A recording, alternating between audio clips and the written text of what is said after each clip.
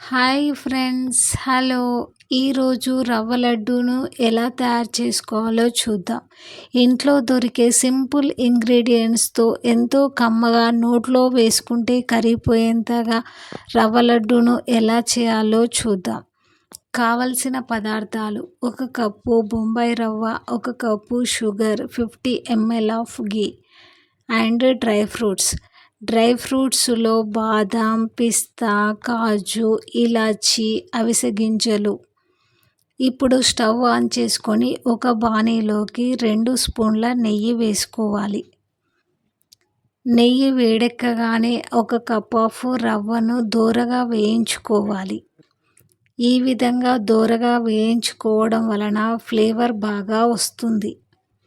ఈ విధంగా వేయించుకున్న రవ్వలోకి 1 కప్ ఆఫ్ షుగర్ని యాడ్ చేయండి.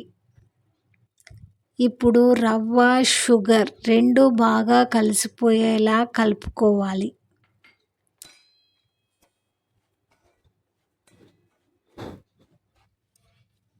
ఇప్పుడు మరొక బాణీలో డ్రై ఫ్రూట్స్ని 1 స్పూన్ ఆఫ్ ఘీ వేసి వేయించుకోవాలి.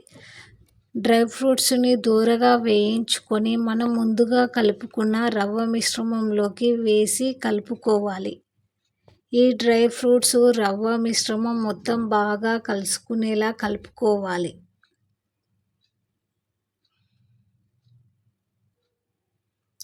ఇందులోకి 1 స్పూన్ ఆఫ్ ఇలాచీ పౌడర్ని కూడా వేసుకోవాలి.